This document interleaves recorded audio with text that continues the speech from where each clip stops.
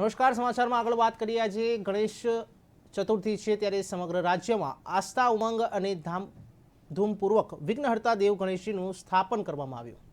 શુભ મુહૂર્તમાં લોકો અને વિવિધ સંગઠનોએ રિદ્ધિ સિદ્ધિના દાતા ભગવાન ગણેશની પ્રતિમાને વાસ્તે ગાસ્તે પોતાના ઘરે અને પંડાલમાં લાવ્યા છે, ત્યારે પૂર્વ સ્થાપન પણ કર્યું છે। આપણા રાજ્યમાં આજથી લંબોદર ગણેશની આરાધનાનો લાંબો ઉત્સવ શરૂ થઈ ગયો છે। ટીવી સ્ક્રીન પરના દ્રશ્યો બનાસકાંઠા વડગામના છે, જે પુરબિયા પરિવાર દ્વારા ગણેશજીની મૂર્તિને સાઈ સન્માન સાથે શિવનગર પુરબિયાવાસમાં લાવવામાં આવી હતી। શરણાઈ, ઢોલ અને નગારાના નાદ સાથે ધાર્મિક વિધિ વિધાન સાથે પુરબિયા પરિવારના સભ્યો દ્વારા શિવનગર ખાતે ગણપતિ બાપાની પ્રતિમા સ્થાપિત કરવામાં આવી હતી। ધામધૂમથી ગણેશ ઉત્સવની ઉજવણી પણ કરવામાં આવી છે, ત્યારે પુરબિયા પરિવાર સંચાલિત ગણેશ ઉત્સવ યુવક મંડળ દ્વારા ગણપતિ બાપાનું ભવ્ય આગમન કરવામાં આવ્યું હતું। गणेश चतुर्थी आप सर्वे ने हार्दिक शुभकामनाओं। अमरा वडगाम गामनी अंदर अलग अलग एरिया वाइज खूब सारा गणेश उत्सव उजवाय छे।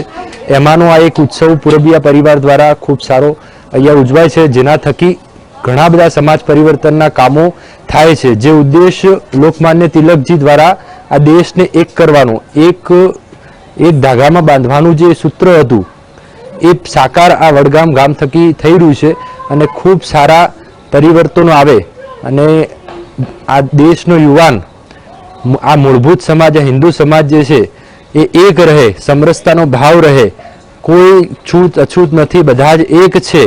कारण के भगवान रामे जो सबरीना बोर खाधा होय तो ए असमरसता होई ज न शके। तो ए प्रकारनो आ गाम एक बने અને આ દેશનો વિચાર તો થાય એ માટેનો આ પ્રયત્ન ખૂબ સારો ચાલી રહ્યો છે। અમારા ગામમાં પુરબિયા પરિવાર દ્વારા દર વર્ષે ગણેશ ઉત્સવ ઉજવાય છે। આજે અમે પણ અહીંયા ઉપસ્થિત રહ્યા છીએ। ખૂબ અનેરો આનંદ અમને અહીં થઈ રહ્યો છે અને આજે આ પર્વ નિમિત્તે વડગામ જનતાને અને સર્વે હિન્દુ પ્રેમી જનતાને બધાને ગણેશ ઉત્સવની હાર્દિક શુભકામનાઓ। આજે ભાદરવા સુદ ચોથ ગણેશ ચતુર્થી। આજે ગણેશ ચતુર્થીની સૌ લોકોને હાર્દિક હાર્દિક શુભકામનાઓ છે।